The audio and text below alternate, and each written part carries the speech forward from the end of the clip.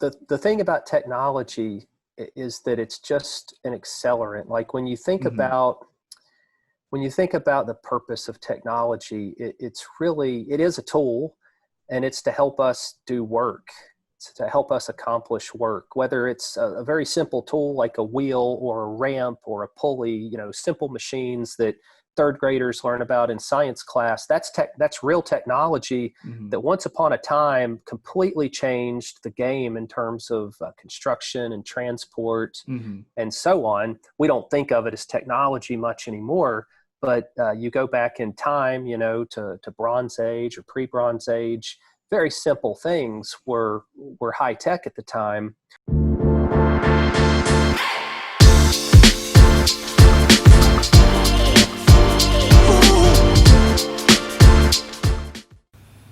This episode of the Smart Athlete Podcast is brought to you by Solpre. If you're active at all, whether you're running or simply out walking for the day, you've probably experienced one of the number one problems that active people have, and that's chafing. Solpre's all-new, all-natural anti-chafe balm solves that problem while feeding your skin the vital nutrients it needs to be healthy. If you'd like to stop chafing once and for all and treat your body right, go to solpre.com to check out the anti-chafe balm today. That's SOLPRI.com. Welcome to the Smart Athlete Podcast. I'm your host, Jesse Funk. My guest today has his master's in computer science, where he originally was in the Air Force Academy. He was a lieutenant. That's where he kind of started his early career in computer science. He's gone on to be the author, I think now in the third edition, hopefully he'll correct me here in a minute, the third edition of Mining the Social Web. He's also the founder of two software as a service companies, Throwdowns and Strongest AI. Welcome to the show, Matthew Russell. Hey, glad to be here. This is cool. Matthew, did I get that correct? It is third edition of the book right now? Yeah, it's in the third edition. It sure is. So the first thing I have to ask, and it's just something, it's that skeptical mind from college. You probably had similar thoughts when you were there. When new editions of books come out, I think it's particularly a culprit in textbooks, because I feel like that's a racket. Your book is not nearly as pricey as a textbook. What are you actually doing when you're coming out with subsequent editions? What's the purpose of making those updates? Yeah, it's a great question. So, different authors and publishers are probably going to give you slightly different answers.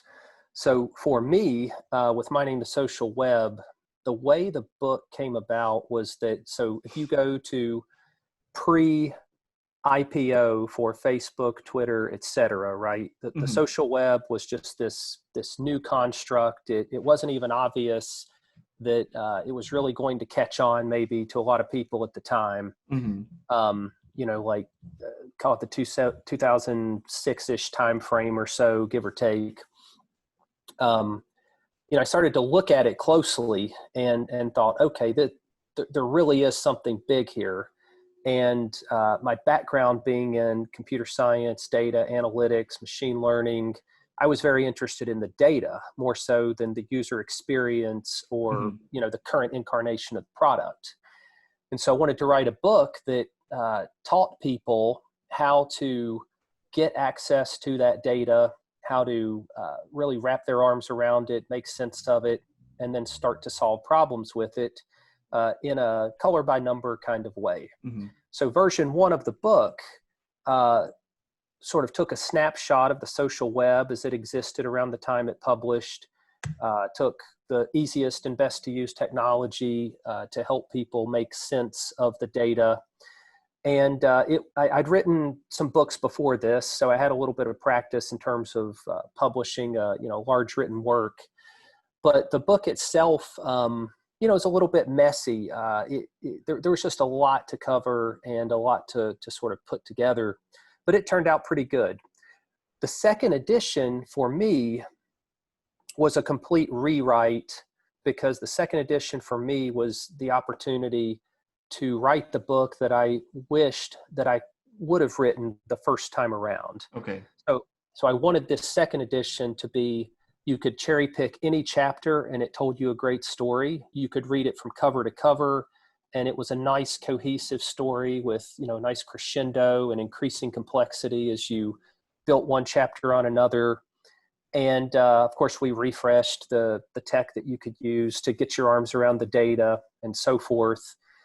That was a pretty big success, honestly. The second edition, I treated it as a product. So I sort of looked at it as an entrepreneur and said, okay, how do I think of this as a living, breathing product? How do I engage my audience? How do I acquire, you know, readers? I didn't just throw it over to the publisher and expect amazing things to happen. You know, I really hustled in the marketing side of the book, and that worked out pretty well. And so with the third edition, didn't really rewrite the book, but we did take sort of the same approach. We said, what's changed with the social web? What do we need to do to refresh it?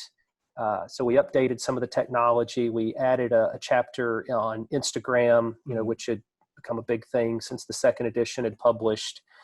And updated the tool chain, make it a little more accessible based on things we'd learned. And brought on a co-author, you know, really, really great guy who, you know, was able to do a lot of the work with me. And, you know, he was just a blessing to have involved, because it was a lot of work to write a book, but it's a lot of work to refresh it and really do it the right way. It wasn't just errata fixes or something like that. There's considerable work involved. I can't recall off the top of my head whether it was a blog post that you had written or your co-author, but I do remember mention of the difficulty in putting together a book, because publishing schedules are so much longer and take so much more time compared to the speed of software development and deployment. So, you know, how do you match that? How do you keep up with the constant changes? Obviously, some of the minutia is going to get lost as, you know, we make minor updates to the platforms, the various platforms you talk about. Is there any way do you take broad strokes and say this is kind of what you're looking for, regardless of whatever interface or you know, setup you have at the time? Yeah, I think like the phrase that comes to mind as you're talking about this is just the publisher's tool chain. Mm-hmm. So, you know, there's a lot of ways you can go about writing a book.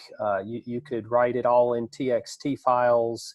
You could use, you know, Microsoft Word. You could use doc book editors. There's a lot of different standards and a lot of different tools that can make the job easier or harder. And some of those tools depend on your preferences and just the way you like to work, what you're used to, what's efficient for you based on your skills and experience.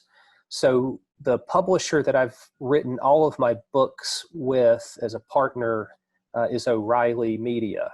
So pretty innovative organization. You know, Tim O'Reilly's sort of known as a very forward thinker, you know, very future oriented, and he's right about a lot of the things that he predicts. And so even though publishing is sort of traditionally looked at as a little bit of a sleepy industry, you know, I think there's a lot of innovation within O'Reilly, and I've seen some of that firsthand. So the tool chain that was used across all the books that I wrote, you know, I saw that evolve and get a little more efficient along the way, because on some level you just have to realize you really are just building a product. I mean, a book is a product, and like any product, if you have better tools for the job, there is efficiency to be gained. You do have to learn how to use the tools, or they won't be as efficient for you. But usually that upfront learning curve is going to be worth conquering, because it will pay for itself. And you know, so for me, coming from a technology background, I took a really close look at automation and just all of the ways that I could streamline the process. So for me, it was not an authoring process in Microsoft Word or some type of point and click editor. You know, I was working more with like abbreviated text formats, that I could write some scripts and move code examples in and out of the prose, run automated tests on my code examples, all of those things that would be very difficult to do with a more traditional tool chain. So thinking about the book in particular, for me, the broad question is, why should we mine the social web? And this is obviously two different questions. Should we mine the social web? You know what I mean? So the ethics of it, and then also in practice, what's the purpose? What do we get out of it? Yeah. So there's a joke, about the internet. It was just this idea that, how could the government convince everybody to put all of their personal information out in the open and make it very easy to surveil, every activity, every minute of every day. And what do you know? They came up with this idea, through DARPA, for the World Wide Web, right? So Right. It's a bit of a joke, but you think about the reality of that. I mean, the data's out there, somebody's mining it, and you can either be aware and informed and familiar with the possibilities for whether it's for curiosity's sake or whether it's because you want to use that to make certain privacy decisions for your own life. Or maybe you do have a business model that just fundamentally could depend on it. What if you could find lots of data exhaust all over the internet that people are readily publishing about themselves, find a way to aggregate it and wring out some really valuable information? Maybe that's for profit, maybe that's for social good, maybe that's for, combinations thereof. There's always going to be someone that's going to do that for, nefarious purposes or selfish purposes as well. It's just the nature of the beast. But I would just say it's one of those things. If you are a consumer of social media, if you are a participant, if your children or family members or anyone you care about is a participant, I think there's just an intellectual curiosity of, well, what's really out there and what's really possible to do with it as a starting point. And then beyond that, when money flow gets involved, then all sorts of other motives can also become involved, and usually do. And the stakes get high sometimes with all of that.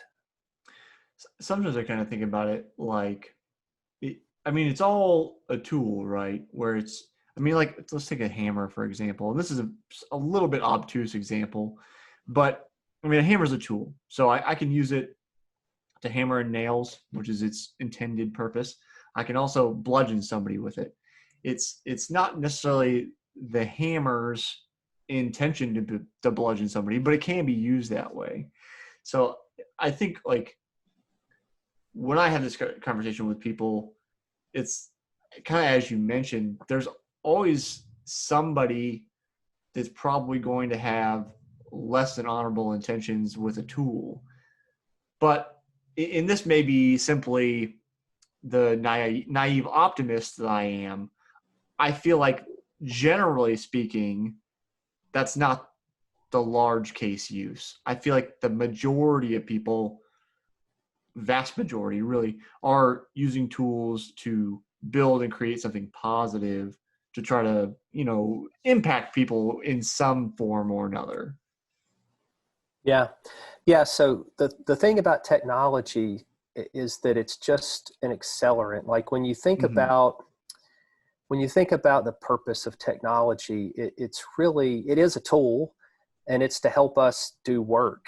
It's to help us accomplish work, whether it's a very simple tool like a wheel or a ramp or a pulley, simple machines that third graders learn about in science class. That's real technology that once upon a time completely changed the game in terms of construction and transport and so on. We don't think of it as technology much anymore, but you go back in time, to Bronze Age or pre-Bronze Age, very simple things were high tech at the time. But any very simple thing you can use it for any purpose, So I have a very classical view of humanity. I sort of look at humans as humans haven't changed very much in a very Mm-hmm. long time. Technology has, that's kind of the point. And so what we are able to do today with technology is just sort of the inevitable outcome of who we are as humans, and our motives and our actions, when it becomes easier and more accessible to do all of those things. Whether it's travel from point A to point B. Well, at some point you had to walk or run, and then eventually you could ride a horse, and eventually you could maybe get in a steam engine and ride up and down the river, and eventually an automobile, and eventually a rocket or a plane, and so on. Mm-hmm. Like, that's pretty profound, really, because once upon a time the theoretical limit of where you could travel to from point A to point B, it was just like a fixed possibility. Mm-hmm. It's a very different number today than 100 years ago, right? Right. Completely different. And then you just think, well, what's the impact of that? What happens when that becomes economical and accessible and nearly anyone can do it? To me, that's just an example of technology. Like, transportation's the easy one, that just kind of intuitively anyone can grok that. But yeah, whether it's the hammer or the computer or a fitness app, whatever it is, it's just a way to do work. I think technology automates work or augments work. So in automation, so you think of AI in general, and all that we hear about that, there's at least two really clear use cases, broad. You can automate work, which humans shouldn't do in the first place, because maybe a machine really can do it better with more consistency, more accuracy. Or there's augmentation. So there's a unit of work. You really do want a human to do it, at least for the time being, but technology can accelerate or scale that human talent to a multiple, maybe 10 or 100 times more work by a subject matter expert or a well-trained technician of some kind could get something done. So two different use cases, as we start to go from analog to digital, Right. and thinking about technology.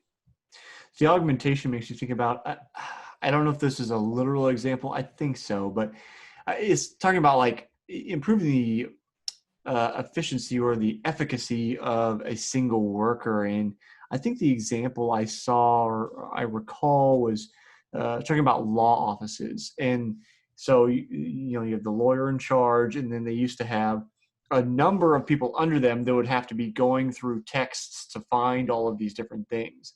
Well, with digitization of all of this information and the ability to perform a Boolean search to say, hey, this is what I want to find, you eliminate all that kind of redundancy or human labor needed to find all these specific cases. You can get to it, much, much faster than you would have previously.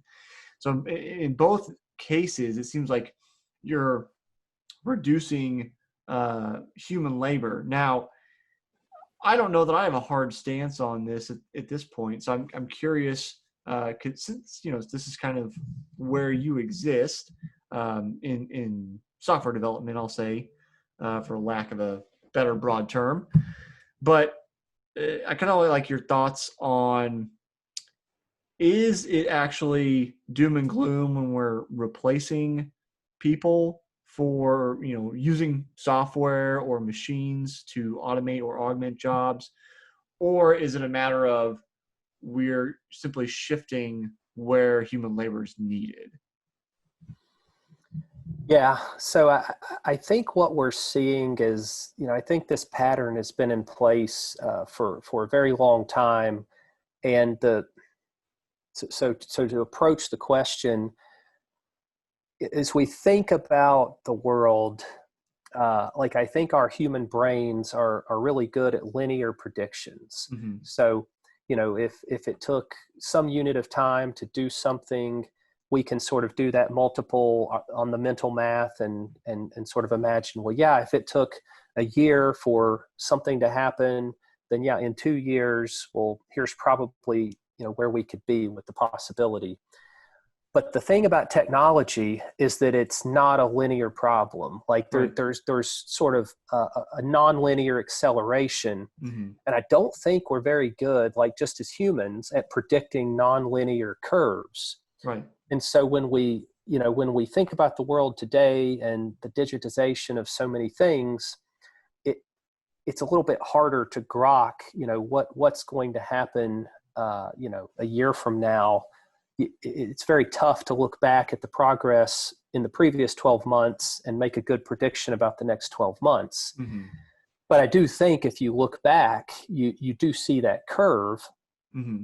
And so to start to approach the question a little bit, I don't really think what's happening with AI personally is fundamentally different with all of the hysteria that sometimes comes along with it, especially from some of the leaders in the space that in some way have a lot of incentives for their perspective to become true because of investments, because of money flow, because of what they want to be true. Mm-hmm. But I do think that it's just a tool that can do a job. There are, certain types of precautions with any technology that we should take. AI is just another example of that as well. So if you go into, a factory, maybe you've got to put on a hard hat and you don't stick your finger in the conveyor belt, right? It's a safety precaution. Mm-hmm. If you go in the nuclear power plant, it's maybe a little more high tech than a factory. Well, you might have to put on a special, radiation shield of some kind and not get within some proximity of the reactor. Well, with AI, I think what kind of scares people is that it doesn't have that same kind of physicality in the abstract. And there's a lot of sci-fi, and a lot of sci-fi becomes true sometimes, at least the survivorship bias of the good sci-fi Right. makes you think that way. And then you sort of let your imagination go to wherever you want it to go, or wherever it naturally goes. Like I do understand the fear of technology gone wrong and what's possible, but as a practitioner in the space, I don't lose any sleep over it myself. Like I have a very tough time worrying about Terminator scenarios, that sort of thing. Right. I'm not saying that's completely out of the realm of possibility, because I don't think it's out of the realm of possibility given enough time, given enough money. But in this decade, I'm not worried about the kinds of things that Ray Kurzweil might lead people to believe they should be worried about. It seems like sometimes, so I guess I'll say from a personal standpoint, I try to divorce myself a little bit from news and even social media recently, because I think if you look, I go back to look at the money and what the saying, if it bleeds, it leads, right? Like that's what grabs our attention. So if you think about like the economic implications of if news outlets and those kind of media agencies were only trying to give a real, more balanced perspective of the reality of the situation, well, that's not interesting. It doesn't catch our attention. But and Arnold Schwarzenegger Terminator coming down the street to get us because Matthew's AI went rogue, well, now I'm paying attention. So it's like, and to couple that with now, like I work in the digital space because I'm in e-commerce, eyeballs are the new currency. There's a lot of people that refer to it as that. So it's like, if we can keep your attention, that's how we make money.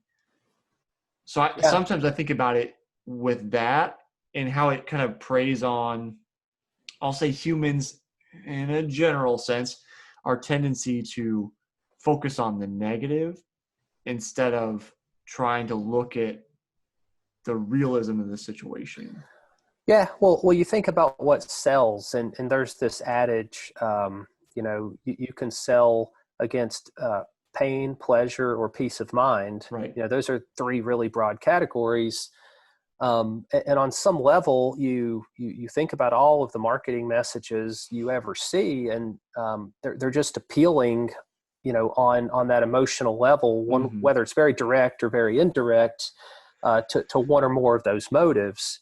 And there's no doubt that if there's something that might scare you and affect your peace of mind, that won't sit well with you. And by definition, it's going to take up some space in your brain for a while, and you're going to come back to it. Or if there's something that is causing you pain today, same idea. And, in B2C, of course, pleasure, well, that's what everybody wants to buy, right? We don't buy what we need, we buy what we want. And Right. most of the time we want pleasure.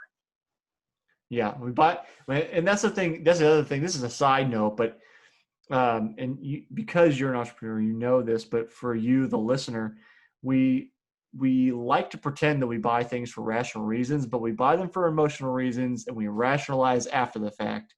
And that's where like copywriting, which is all that's the sales text you read, and those kind of things come into play. And as Matthew mentioned, it's appealing to those things. Think about, as a concrete example, like security systems, the text that you're going to read is trying to scare you a little bit, because when you're scared, you're going to be more likely to purchase that security system, because it's going to give you the feeling of being secure and not being afraid anymore. So there's both and I've mentioned this other times on the podcast, but there are a light side and a dark side, so to speak, of sales and kind of appealing to those things in spaces that are even necessary, like security, or as you mentioned in AI, where certain people might have motives to scare you versus giving the reality of the situation. Yeah, most of my professional background has been in the B2B space, where you have a clear buyer, and there's a real business decision, and there's a real problem with real pain and a real solution, right? Sort of a very rational, needs-based cost-benefit analysis. But yeah, in the B2C space, totally emotional in nature, and very much like, do I want it? And the rationalization really does come after. Yeah, it seems like in B2B, you're obviously, so business to business for the listener, if you don't know what that means. And B2C is business to consumer, or direct to consumer, I might also say that. With B2B, it's like if you're selling me software for my business, all I'm concerned with, generally speaking, is, will this save me time, and will this produce more money than it costs me to pay for it? So it's like, there's obviously a pain there. I want my time back. I want more money, but it's not a matter of, you've got to scare me. It's just, do the numbers work? Okay, let's do it. It doesn't involve all the extra coaxing and convincing that sometimes consumer goods need. So, but thinking about that, you are kind of now, well, you're a little bit in B2B, but in some ways I would say you're kind of in this hybrid of B2B, B2C now with Throwdowns and Strongest AI. So how do you I guess take me back a little bit. You're in the Air Force. When do you get into CrossFit? I have to give you a hard time. Why did you leave triathlon? I mean, what else do you need? You got 3 sports. But how do you get to where you are now in that space? I'm assuming that's probably connected to getting into these software as a service companies. Yeah, so after some time in the military, I started to work as a computer scientist in the private sector in data and analytics oriented roles, and got involved in an early stage software company building some pretty cutting edge technology at the time for understanding natural language. So how do you take a machine and build models to understand the text, not just to keyword search it and find any document with a certain word or a near match, Mm-hmm. but conceptually something a lot closer to like sentiment analysis or a contextual understanding of, are you looking for Apple the fruit or Apple the company? Was Apple the company referenced in a favorable or non-favorable way? How Mm-hmm. could that, then be used maybe to predict certain market trends or do product research, consumer reviews, that kind? You sort of see where Right. a machine understanding language is a pretty powerful thing because you either pay humans to read those documents and synthesize them in their own brains and do the analysis, make decisions, or you automate it. But there's a level at which no group of humans could ever read everything in a certain unit of time Right. and produce the analysis. It's physically impossible. If all 8 billion people in the world right now were able to read, say, every email that goes in and out of an investment bank and coordinate and come up with the analysis and the summary, like that's an impossible problem. Like no amount of people can really solve it. There's just too much overhead and coordination. Mm-hmm. That's perfect for a machine. It's Mm-hmm. perfect for a machine to do 99.99% of that work and then have some human experts understand it. So those were the kinds of problems we started to work on early. And now a lot of that technology is pretty readily available in the open source world. And I don't know if I'd call it a commodity, but maybe borderline commodity to some extent now with cloud services, that the companies like Google and Amazon offer. So spent a little time getting to be involved in early stage technology companies. My background professionally was technology, obviously, but Right. fitness was always the hobby. Fitness was, going back to when I was even a teenager. It was always, my the way I like to spend my time. And it was both just the pleasure of it, feeling good while I'm training, but also, there was something about just how can I maximize my own human potential? And then being pretty analytically minded, well, how do I measure that? And how do I know that I'm really running the best plan here? Like what would it take for me to achieve a certain goal? What kind of time horizon and so on. And so I'd never quite figured out how to put technology and fitness together in a way that it could just make sense as a business. I'd just never quite been able to do it. But I gradually found a way to do it. And a lot of it was because once I was involved in triathlon and CrossFit, and I started to really quantify the training, that I'm gonna create a distinction between exercise and training. If I want to exercise, well, I'm going to go and sweat and feel good and get some work done. Go get in a quote unquote workout. But it's mostly for me to feel good and for me to move my body. If I'm going to train, it's going to be in alignment with the goal. I'm trying to achieve something. There's a margin of error that I should be caring about if I'm training versus exercising. And I started to realize, fitness is this fad-driven industry precisely because we've got lots of exercisers who like to try new things and gradually get very bored of the new things and need new things. But it's a very fad-driven industry, I think, because it's not personalized.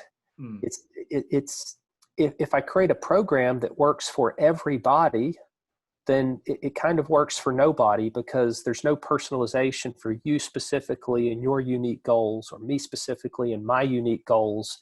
And so it really hit me that if you could deliver technology that can provide personalized coaching, personalized training, advice for some niche segment, well, that could be a complete game changer. That could start with some narrow sliver of a market, but as it matures, could reach a much broader market. Right. And that was when I was really able to put the pieces together and say, okay, I'm here doing CrossFit. It's a very data driven, um, very lots of variables involved. There's weightlifting, there's gymnastics, there's monostructural endurance. It's sort of training for the unknown and the unknowable, as they say. Mm. So it's a very multifaceted problem, but it's a very data driven problem. And there's a lot of good doctrine around the ways that they've gone about quantifying fitness and how you measure that. And when I was able to cast that as a machine learning problem, as a problem that with users could produce data, with data could produce AI, and then with that, there could be this real value for a group of people that have fitness as a lifestyle. Well, that's, it took a while to put those pieces together the way I just described it, but that's really where it all came into focus for me. And I was able to say, okay, there is a way to take everything that I've learned up to this point and project it into a particular market with a particular set of problems, because that market has not been well served by this kind of technology yet. This market's been overserved by maybe video on demand, or let me sell you another workout program because it's my workout program, and you should believe me this time because I won a race or I'm a world champion in something. That doesn't translate very well to an arbitrary person. In CrossFit, what works for Rich Froning or Matt Fraser, I would be crippled if they gave me their training program and I tried to do it for more than a couple of days. I need something that's going to be tailored to my skill level, my experience level, my mobility level, plus my goals. I may not have the goal to be the fittest man on earth. Well, they obviously do, and they've done that. My goal may be a little bit more skewed in one direction or another. And that's the thing with the personalization, right? That's why I'm very excited about technology and what it can do in fitness, because I think the more personalized the experience can be for the consumer, we're back to like, well, why would they buy a product, or why would they use a product? Well, in this space, I think it's because it will serve them well. And if fitness is their hobby or fitness is their lifestyle, it's more of I want to spend more money on this digital product because I buy the new shoes and I buy the latest apparel, and I pay for the personal coach every once in a while. I spend lots of discretionary income on fitness because it's more than a hobby. It's my lifestyle. It's what I wake up in the morning and, oh, what is the first thing I think about? One of the things is training. It's like, okay, well, how am I going to train today? What am I going to do today? Right. Yeah. The thing you mentioned is, I talked about this with other guests. I talked about this on my other show where I just talk about running and can teach people about running. It's the idea that people like to hone in on the pros, right? Or the top of the sport, whoever that is, whether we're talking about pros, not pros, doesn't matter. And say, well, I'll just do whatever they're doing. Like, okay, well, you're missing so many things. As you mentioned, like the personalization factors, which include, among other things, the entire history of their fitness leading up to that point that you may not have. So it's funny that like people want to focus in on that, but it's the completely wrong thing to do because it has nothing to do with what you specifically need to do for your specific goals. So thinking about the AI in particular, I know I've spoken with several people recently even. Matt Jordan comes to mind. He works at the Canadian Institute of Sport. Is that right? It's the basically Canadian Olympic Training Center. I can't remember the actual name of it at the moment, in Calgary.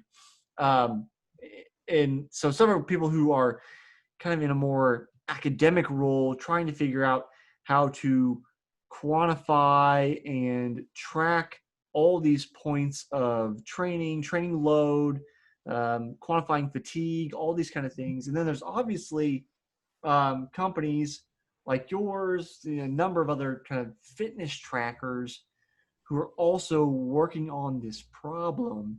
I can't remember whether it was Matt or another guest, so I don't want to put words in anybody's mouth, but somebody had mentioned that they don't understand how AI companies are doing this because they don't believe academics even have this figured out at this point.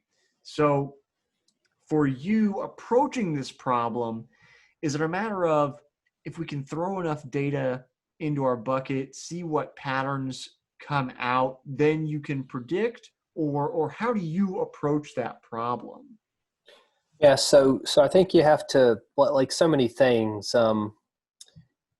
It's like I was telling a friend yesterday, everything that you think is easy in life, you only think that because somebody else has been good enough at their job to make it look that way. When you actually have to do it yourself and you peel back the layers, you realize nothing is easy in life. All those things you took for granted as being easy, those people doing those jobs were just very competent or good enough to make it look that way for you. Mm-hmm. And so with AI, if we're only listening to what certain people say about AI and they're only talking about the things that are working, or the things that aren't working, there's this bias Right. that similar kind of bias. So I think to peel back those layers, you have to unwind it, and you have to say, well, there is no AI without data, and there is no data without users that produce the data, unless you Mm-hmm. can find a really good way to synthetically create it. Sometimes you can. And there are no users unless you have a valuable enough tool or product that delivers enough value that they'll even use it in the first place. So if I have something of value to provide a user that solves a real problem in a way that has a cost structure that can let me stay in business, then I can try to siphon off the data exhaust that has a real accretive value. Mm-hmm. And as that data exhaust accrues, I can build analytics that increasingly become more and more sophisticated. And at some point, you hope that you have a bit of a data moat and a critical mass of data Mm-hmm. that really puts you in a category of your own. But you don't just do this overnight. It's uh, I don't like the metaphor that life is a marathon. I know that it is, but my mentality is to approach the marathon as a series of 100-meter sprints. I Okay. want to move quickly. I want to be in a hurry about everything I do. But there's a part of me that also just understands. You can plant a seed and you can give it the perfect lighting and the perfect water and the perfect environmental conditions, but it's still going to take some period of time for that particular seed to sprout and grow into a tomato or a husk of corn or whatever it is.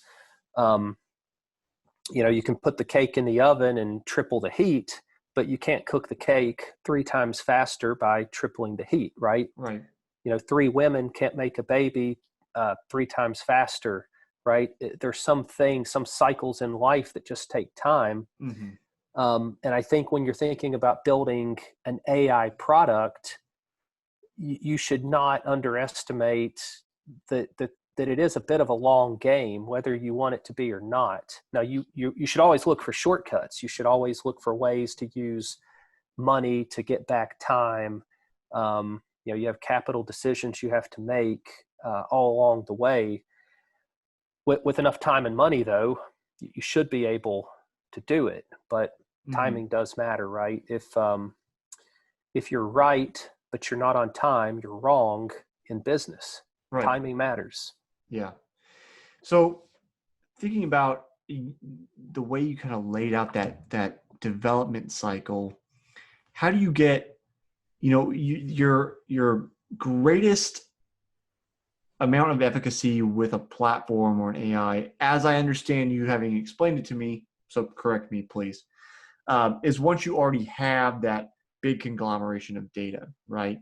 So what do you offer like early adopters, which for you listening is the people that start on before something's really much of a thing? What do you offer early adopters to get them in so you get momentum in the beginning when you don't have that big moat of data that you're looking to have, downstream? Yeah, so it's it obviously varies by product. Mm-hmm. So what you're really looking for, I think in business terms, is you're looking for your unique value proposition. Right. You need something. So if you're looking at a market, I was telling a colleague, if you're looking at a market and you say, wow, I'm in such a crowded market, to me, that's just a hint that you don't really know what your unique value proposition is. You Mm-hmm. haven't found the right competitive matrix to put yourself in, because if you really have a unique value proposition, then by definition, you should be in a subset of a market that is not really crowded. Because Right. if it's unique, right, you have some distance between you and some of your competitors. Mm-hmm. Yeah, if you're just trying to sort of compete with everybody on every feature or level up to get to some point, yeah, it's going to seem really crowded and really difficult. And how do you find a unique value proposition? Well, I mean, it's a combination of things. I think there is some intuition about it. You want to have good founder market fit. If you're starting a company, you're trying to build a product, I think you do want to scratch your own itch, because that domain knowledge is critical. You can't Mm-hmm. just really outsource that, I don't think. I think you also have to consider, who is out there? What is their messaging? How are they projecting themselves? You obviously do some market research and try to be analytical about it. But then, there's marketing, which is what a company says about itself. And then there's just the consumer review, which Mm-hmm. could be very different, right? You can project any message you want about your product on a website, but what do the reviews say? And what Mm-hmm. do the people who use it say? And what do they say that they would like more of or less of? Or where is it strong? Where does it fall short? Right? So you can do that, but you can also build a functional prototype of your own product Mm-hmm. that's, conceptually smoke and mirrors, but if it can provide a user experience, you can interview a consumer Right. and just there's some best practices and techniques here, right? For hey, would you spend 5 minutes and try to use this and let me watch you? And hey, great, what did you think of that? Mm-hmm. How much would you be willing to pay for that? Where did it fall short? Right. So I think that's sort of a top-down approach, but I think it's a very market-driven approach, and I think it's a very messy process. But no one ever said building a business was easy, right? I think Right. on a secular level, I think it is the ultimate multi-objective optimization problem in life. Like, I don't know of anything that's harder than building something out of nothing. Mm-hmm. It's just the hardest thing. You said a few things that it kind of want to touch on. You talking about your unique value proposition. And think about it's the difference. So for you listening, Matthew and I are both entrepreneurs, so there's a lot of jargon here. It's basically what makes you different from everybody else. And there's the idea of, on a most mundane level. So like, say, iPhone came out, and then there were a bunch of like Chinese clones of iPhones. I'm saying Chinese just as a broad term. I'm sure there were other, countries and producers of clones of iPhones. It's a Me Too product. There's nothing unique about that thing. They're trying to copy the exact same thing. But then in some sense, you could say like Samsung's Galaxy phone series, it's not a Me Too. It's in a same or similar space, but it offers different features. It's a different software. It offers different things. So that's kind of what the unique value proposition is. But then there's a deeper way to go there, where I'm sure, Matthew, you've heard this, the blue ocean strategy, where you're trying to create a new sub niche where nobody else is, so you no longer have competition. But the thing you said that kind of struck a chord with me more, and for any budding entrepreneur, I often touch on this, is the founder market fit, right? That's why, like, I have no business building a software as a service company. My coding skills are basic at best. I wouldn't even know how to verify that like my coders are doing the appropriate thing. So I don't have good founder market fit for like the kind of things that you do. And I think that can't be understated, because that's so, although I often say follow your passion is a bad way to build a business, it is important in the essence that, as you mentioned, you have some knowledge about the market you're serving. Otherwise, you're going in cold and you're going to miss. There's so many things you don't know that you don't know about that market. Yeah, that's right. There are the things you know, and you know they're going to be hard, and you've experienced them. And then you know about some things, right? Like these known unknowns, right? Right. You know that there are some gaps in your own knowledge, and you know there's a marketing function.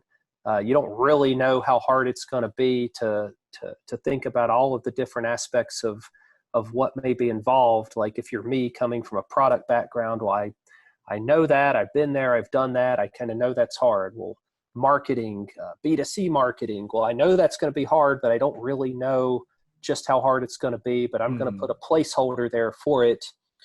And then there's the unknown unknowns, the blind spots, which by definition, you can't find a blind spot on your own. That's why it's a blind spot. You either literally have to have another person point it out to you, or you have to run into it the hard way. Yeah, 100%. So, but in all of that, with, I think the most important thing about founder market fit is that building a business from scratch it's so hard that if you just don't love it on some level, if you wouldn't spend the time staying up late, getting up early, letting go of a 40 or 50 hour a week job for a 70 or 80 hour a week job where you probably get paid a lot less, at least in the early days. Like, if you just don't love it and aren't delighted to be doing it, like you just won't do that for very long. I mean, there's a certain, it's like I on some level, I think I have an award-winning tolerance for pain when I look at my own life and the grit in a lot of situations. I mean, it takes that to build any early stage business. I think there's some level of wanting to endure it, because even though it's that difficult, there's a real satisfaction that comes just from being able to do it and know that you're doing it and know that you're doing a good job. And even though the progress may be slow at times, having the faith and just sort of the knowing that, yeah, the vision may never be fully realized, but you are at least approaching the vision. You're making progress. It's a little closer than it used to be. I think if you don't have founder market fit for a startup, I don't know how you ever work through that. It's impossible for me to conceive. See, and it's interesting because I know, so one of, I wouldn't say he's a mentor, but he's definitely in the space. And I attend his e-commerce conference, Steve Chu. He and his wife, he comes from the software. Well, I think it's technically hardware. He helped design computer chips, I think at Intel, but I could be wrong. So sorry, Steve, if I've got that wrong. But so he came from a technology background, and him and his wife started a online store selling handkerchiefs, of all things. He didn't know much about handkerchiefs, but he found himself becoming obsessive about it and finding a passion in serving that market. I think that's really, at least as far as I know, the only way around it is that your passion for serving people supersedes your current knowledge and interest in the topic itself. And that has limits, but I think that's the only way you get around it. Yeah, I think that's an interesting angle. And, I think there's another angle in between, which is, it's, if I go back to writing books, it's like, well, the first book you write, you don't know what you're doing and you figure it out and you underestimated a whole bunch of things. Right. But then you build up a tool chain. And the second book, well, you've got a process and there's a structure that follows a strategy and it's a little more efficient. And you do it a couple more times, and eventually you sort of see how you could become a publisher if that were your goal in life. Mm-hmm. You know, you've sort of built the tool chain, the process. You could imagine what the business model is, and so on. And I think with businesses, you know, it's sort of the same thing. I think if you make it through the whole process and you build a successful business, there's this benefit you have in the survivorship bias of having figured out one way to solve a very complex problem. You've learned a lot of things, right? I love this quote. I'll paraphrase, but you know, the quote is something to the effect of, you know, the young man knows the rules to the game, but the older man knows the exceptions, Mm-hmm. right? So you've learned all of the different ways that, you know, you can, you know, cut yourself on the sharp edges and, you know, the prickly parts of it that hurt you or that were more difficult than you expected. Mm-hmm. But you make it through. And once you make it through, I think you either, at least the way I think about it, you either say, wow, that was great, and I never want to do that again, but I'm glad it was a success. Or you say, wow, I'm going to take everything I just learned and benefit from that experience and do it again. Mm-hmm. And there's sort of a compounding interest on that. So I think the reason you hear about a quote unquote serial entrepreneur is because if you're the kind of person that, you know, has a certain tolerance for pain and a certain kind of passion you like to follow, and you've cracked the code once or twice, I see how that you could take that pattern and systematically apply it. So if you start with computer chips, but you know how to manage and operate a company, I totally get how you could start selling handkerchiefs, you know, as an e-commerce business, if you love the process and if you love like business, you know, as a broad category versus only software or only hard goods or Right. only, you know, services and consulting work. Yeah. Yeah. Matthew, as we're starting to wind down on time, there's a question I'm asking everybody this season because it really transcends any particular discipline. The question I'm asking everybody I'd like to know from you is, what do you think the purpose of sport is? Yeah, I think the purpose of sport, you know, maximizing human potential is sort of the first thing that comes to mind. You know, that's something I've thought a lot about. And, you know, if you think of